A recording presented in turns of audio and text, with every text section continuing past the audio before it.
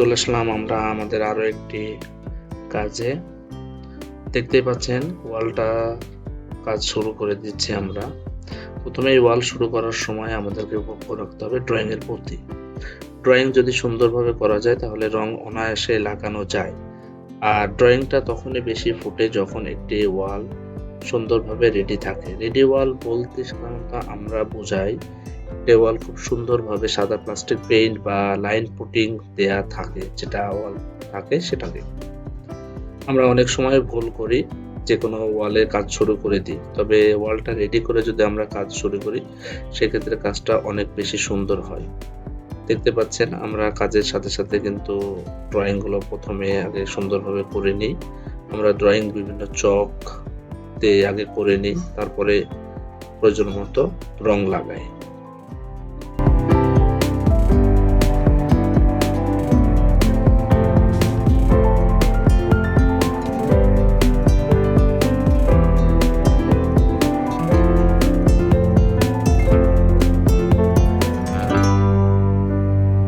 Drawing হয়ে গেলে আমরা ছবির মতো ড্রয়িং এর উপরে ছোট ছোট করে রং ভর্তি করতে থাকবো।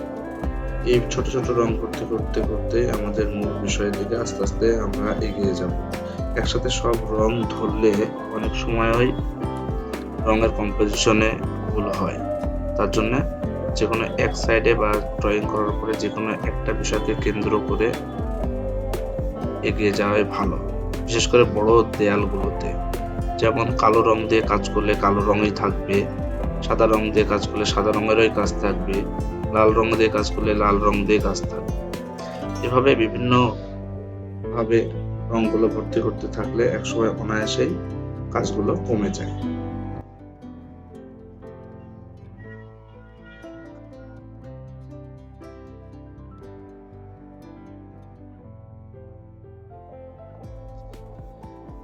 প্লাস্টিক পেইন্টের সাথে অ্যাক্রিলিক রং ব্যবহার করে আমরা বিভিন্ন রকমের রং তৈরি করি।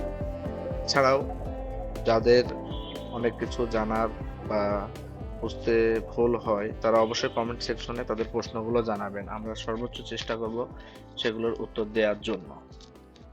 হাতের কাজ যেহেতু ভুল ত্রুটি হতে পারে, সেগুলো অবশ্যই আপনারা ক্ষমাসুন্দর দৃষ্টিতে দেখবেন। এবং আবারও বলি যে যদি কোনো কিছু জানার দরকার থাকে অবশ্যই কমেন্ট সেকশনে আমাদেরকে বলবেন, আমরা সেই অনুযায়ী ভিডিও পরবর্তীতে তৈরি করব। সেই পর্যন্ত সবাই ভালো থাকবেন। আর হ্যাঁ, যদি চ্যানেলটি ভালো লাগে অবশ্যই লাইক, কমেন্ট এবং সাবস্ক্রাইব করে পাশে থাকবেন, কারণ আপনাদের এই ভালোবাসাগুলোই আমাদের চ্যানেলটাকে সামনে এগিয়ে নিয়ে যেতে সাহায্য করবে। তবে সে পর্যন্ত সবাই সুস্থ থাকুন, ভালো থাকুন, দেখা হবে আবার নতুন কোনো কাজে।